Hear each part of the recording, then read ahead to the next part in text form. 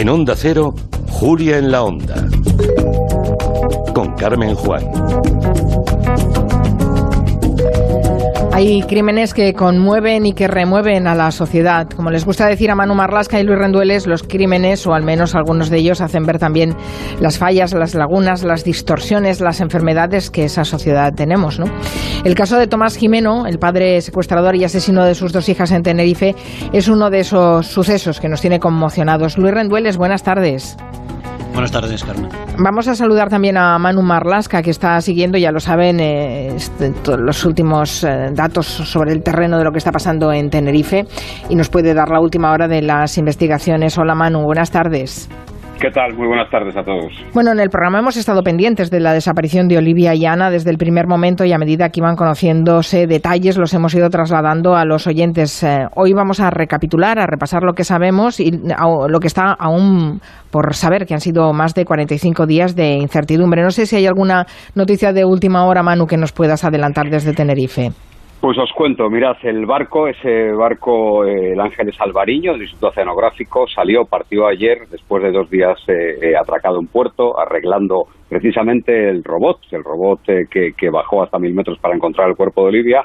Digo que salió ayer, partió a las 2 de la tarde, pero hasta las 8 de la tarde no se pudo poner en funcionamiento al 100% porque había que hacer unos ajustes que no acababan de funcionar. Finalmente a las 8 comenzó con esa búsqueda y continúa a estas horas, en torno a 2,5 millas, 3 millas de la costa, y se está centrando en algo muy concreto y por lo visto, para quien sabe de esto, muy visible en el fondo marino, que son los plomos del cinturón de buceo con el que Tomás Gimeno se habría lastrado para lanzarse al mar después de arrojar los cuerpos de sus hijas, de Ana y Olivia. Esa es la tesis con la que trabaja la Guardia Civil, tiene la absoluta certeza de que él desapareció allí en el mar. Y es lo que están buscando. Más complicado va a ser, como te contará Luis ahora, encontrar el cuerpo de Ana. Y en eso van a trabajar al menos hasta mañana por la noche. La fecha prevista de salida del barco de aquí es el jueves. Entonces, todo lo que puedan trabajar y encontrar de aquí a ese timeline, a ese deadline, a esa fecha, pues veremos. Porque el jueves dejarían de buscar con ese barco. Sí, la fecha prevista es noche del miércoles, madrugada del jueves. El barco tiene otros compromisos y lo cierto es que todo lo que podían rastrear lo están rastreando y lo van a rastrear en estas próximas horas. Bueno, si hubiera cualquier novedad ya sabes dónde estamos. Por supuesto, por supuesto. Muchas Un abrazo. Gracias, adiós. Chao, hasta luego. Bueno, Luis, vamos a recapitular todo lo que sabemos. Todo empezó cuando Tomás Gimeno secuestró a sus hijas. Fue el pasado 27 de abril. La madre, la Guardia Civil y luego el barco Ángeles Alvariño empezaron una búsqueda desesperada de Olivia, de 6 años, y de Ana, de 1. Como nos ha recordado Manu, el cadáver de Olivia fue rescatado la semana pasada. Parece difícil con lo que nos ha explicado Manu que lo puedan encontrar, pero no sé. Sí, es difícil porque el barco, el robot, el sonar, el magnetómetro, lo que buscan es metal. Es decir, fue la razón de encontrar la botella de aire comprimido, el ancla, y en el ancla estaban las 2 bolsas, ¿no? Ya nos parece un milagro que el barco diera con el cuerpo de Olivia, que estaba dentro de una gran bolsa de las que se usan para llevar raquetas de tenis y de pádel, cerrada con 2 cremalleras. Dentro de la parte más amplia de esa bolsa enorme estaba el cuerpo de la niña, y en la más estrecha el padre había colocado piedras que había recogido de su finca para que cayera más al mar, para que pesara más. Esa bolsa iba con otra gemela, casi idéntica, que también fue encontrada por el barco. Estaba unida al ancla de la lancha de Tomás Gimeno, pero esta segunda bolsa tenía la cremallera abierta. Y los investigadores creen que el cuerpo de la pequeña Ana, que no había cumplido 2 años todavía, no llegaba a 1 metro de estatura, salió y fue arrastrado por la corriente a otro lugar del océano. Por lo que nos ha dicho Manu, parece claro que Tomás Gimeno también se lanzó al mar. No se trabaja con otra hipótesis. Todo indica eso. No se llevó dinero, no se llevó ropa, no hay ninguna señal de barcos cerca, la lancha se encuentra a la deriva. En la lancha hay restos de un rollo de cinta americana que él usó para atar el latillo ese criminal que formó con los cuerpos de sus hijas envueltos en toallas y envueltos en bolsas de basura y luego dentro de esas bolsas de deporte. De la lancha falta ese cinturón que te decía Manuel, un cinturón de buceo de plomo de unos 8 o 9 kilos de peso, y la hipótesis de los investigadores es que Gimeno se colocó el cinturón y se lanzó al agua. Si fue así, cayó muy rápido, muy profundo, pero su cuerpo no se ha encontrado. Y hay algunos investigadores que nos apuntan que quizás en un último impulso de supervivencia, no es fácil suicidarse por ahogamiento, se quitó el cinturón y quizás intentó subir otra vez a la superficie y la corriente pudo arrastrar su cuerpo hacia otra zona. Claro, han sido más de 40 días con esta búsqueda sin tener mayores informaciones y se han barajado teorías de todo tipo, ¿no? Que podría estar vivo, que podría estar escondido en algún lugar. Todo esto se ha descartado. Sí, parece casi imposible. No se llevó ropa, como te decía, ni dinero ni teléfono móvil, no volvió al puerto, ahí hay cámaras, no hubo ningún barco que pasara por la zona. Antes de cometer los crímenes hizo una especie de herencia macabra de reparto de dinero y de bienes entre sus conocidos, su nueva pareja, sus padres. Tras su segunda salida al mar, no vuelve. Tendría que haber saltado, llegar nadando a un barco que nadie hubiese detectado, que le ayudara a llegar a incógnito a otro punto de Canarias. Es muy, muy, muy improbable. La Guardia Civil y la jueza creen que su cuerpo está también en el fondo del océano y allí lo están buscando. La verdad es que ahí ya se puede recapitular algunas de las cosas que se han ido sabiendo gracias a la investigación. Recordemos que han sido casi 45 días y, bueno, se han ido atando cabos, ¿no? Y, por ejemplo, ahora ya sabemos bastante lo que ocurrió el día de los dos crímenes. Sí, gracias a la clonación del teléfono móvil de Jimeno por parte de los expertos del gato, esos hombres del maletín de la Guardia Civil, gracias a entrevistas con personas, todo ha ido permitiendo reconstruir lo que hizo el 27 de abril, antes y después de matar a sus hijas. Y el primer paso lo da la noche anterior, porque lleva su último capricho, un Alfa Romeo flamante, hasta la finca donde él trabajaba y lo tapa con mimo con una lona. Esa mañana, a la mañana siguiente, acude a cambiar las pastillas de freno del otro coche, del Audi A3, el que va a usar para el crimen. Y luego, a las 5 de la tarde, recoge a sus hijas, Ana y Olivia, para pasar con ellas un rato. Había pactado con su expareja, con Beatriz Zimmerman, la madre, que las llevaría de vuelta a las 9 de la noche. Llevó a la pequeña Ana a casa de los abuelos en Tenerife y a la mayor, a Olivia, a clases de tenis. Y antes había entregado un estuche de lápices a una de las profesoras de su hija, que también era su nueva pareja.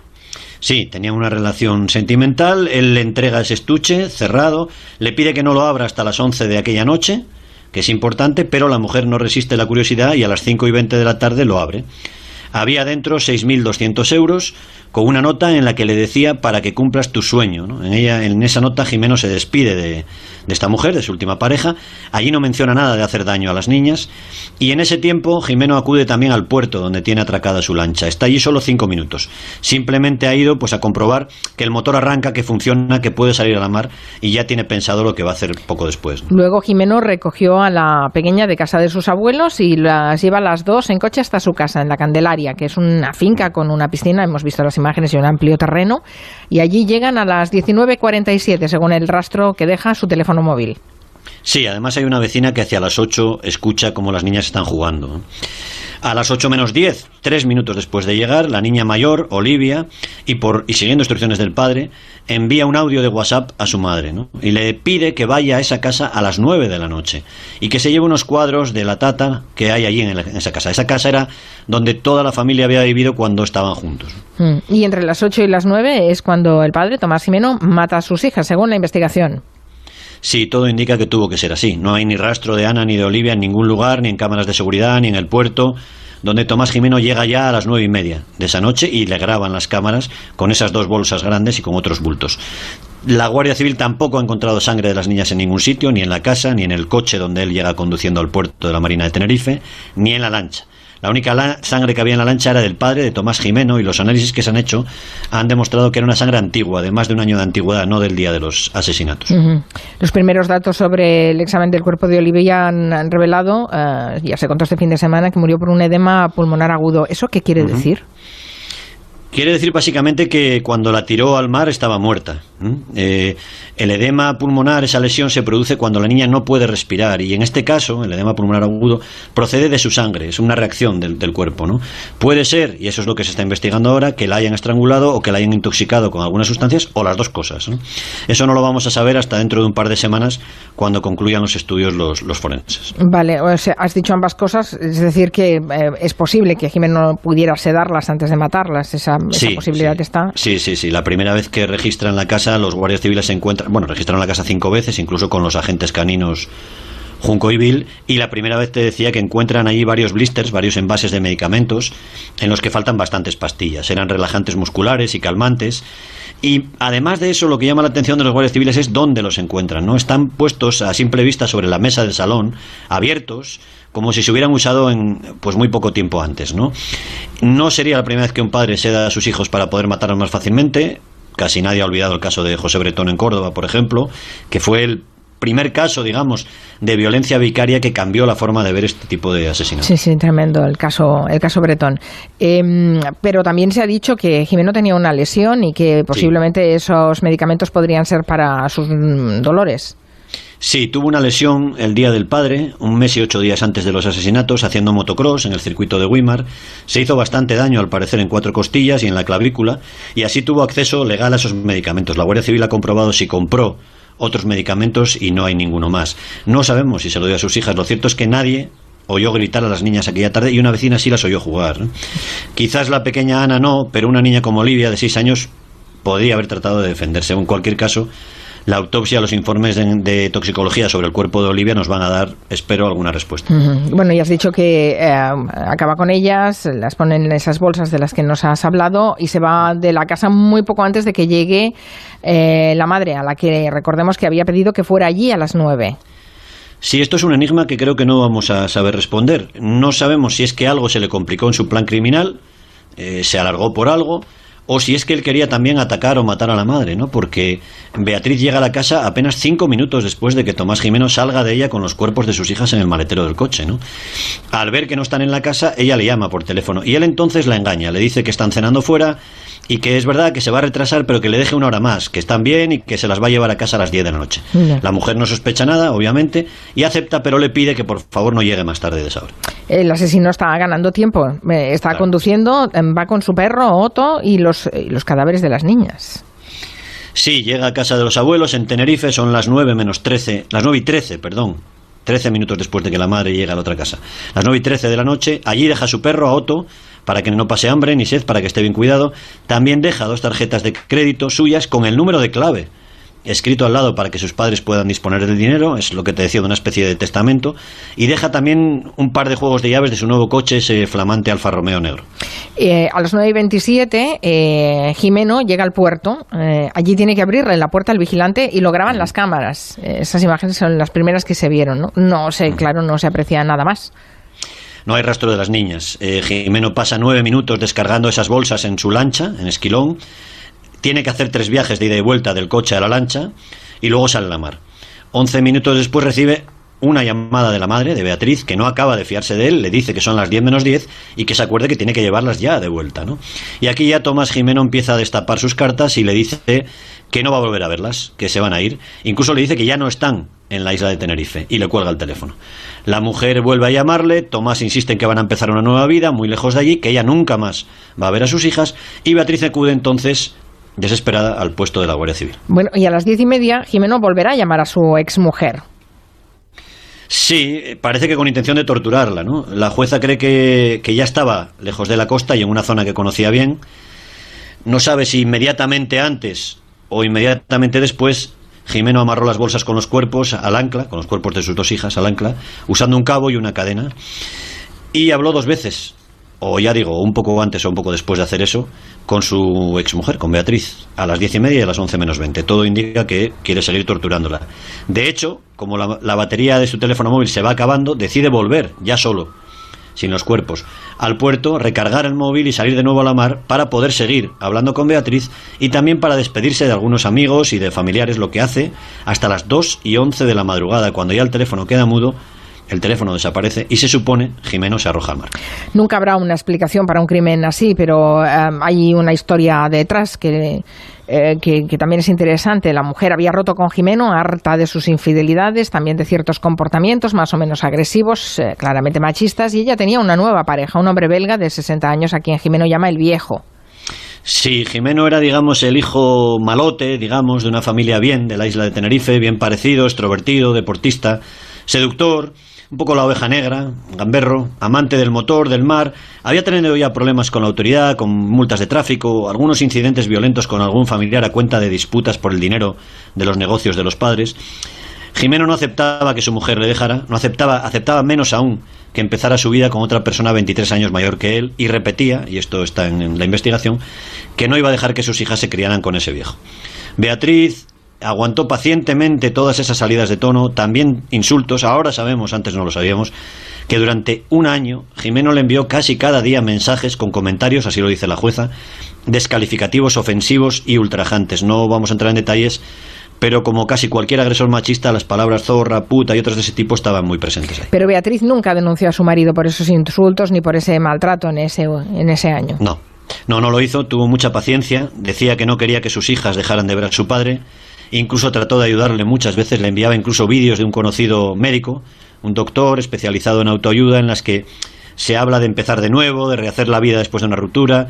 En una primera fase, como hacen muchos maltratadores, Jimeno le suplicaba que volviera, aunque ya entonces él había contratado a una mujer, a una detective privado, para seguir a su esposa y comprobar que tenía nueva pareja. El tono fue a partir de ahí subiendo, siendo más violento.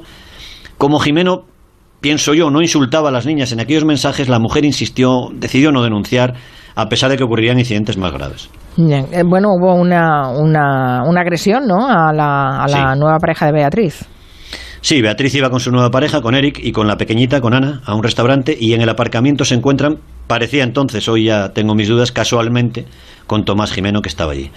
Los testigos afirmaron que Jimeno golpeó al hombre en la cara, le hizo mucho daño en la nariz, y que insultó y llegó a arrastrar del pelo a su mujer. Todo en presencia del bebé, de Ana. Esta vez Beatriz tampoco quiso denunciar al padre de sus hijos. Insisto que ella fue tremendamente generosa con su exmarido, muy comprensiva, muy buena persona con él, y nunca hizo nada que pudiera alejarle de sus hijas, porque ella jamás pensó que él pudiera hacerle daño a sus hijas. A ella sí, pero a sus hijas no. Antes has mencionado el caso Bretón, hemos dedicado horas también en este Territorio Negro a ese caso terrible y bueno, que conmocionó. De hecho, es el primero que nos abrió los ojos al respecto de esta violencia que llaman vicaria. Bueno, fíjate si estábamos atrasados, que hasta que Bretón mató a sus 2 hijos para hundir la vida de su mujer, porque su mujer quiso separarse, no teníamos ni estadísticas en España de menores muertos a manos de sus padres por ese motivo, ¿no? Hasta 2013, 2 años después del crimen de Bretón, no hay datos, no sabemos cuántos menores, no sabemos cómo era la violencia vicaria, que desde luego que existiría. Y lo cierto es que desde que hay datos, desde hace 7 años y medio, hay 41 menores asesinados por sus padres, aunque hay algunas ONGs que suben esa cifra hasta 46. Hay 5 casos que, digamos, están en estudio. También hay mujeres que matan a sus hijos para hacer daño a sus exmaridos. Lo acaba de hacer una mujer en Cataluña con una niña de 4 años. Pero se trata casi siempre, no en este caso, de mujeres con trastornos mentales graves, con enfermedades diagnosticadas. En la mayoría de los hombres que cometen estos crímenes, y es una diferencia bastante importante, no hay trastornos mentales, sino una decisión consciente, ¿no? Algo voluntario. Y de fondo de todo, yo creo que hay una frase que Bretón le dijo a los policías que lo investigaban, y fue: en la calle soy un mierda, pero en mi casa y con mi mujer mando yo, ¿no? Parece que todavía hay personas que siguen ese lema, algunos, por desgracia, hasta las últimas consecuencias. Terrible, es terrible. Gracias, Luis Rendueles. Hasta la próxima. Muy bien, adiós.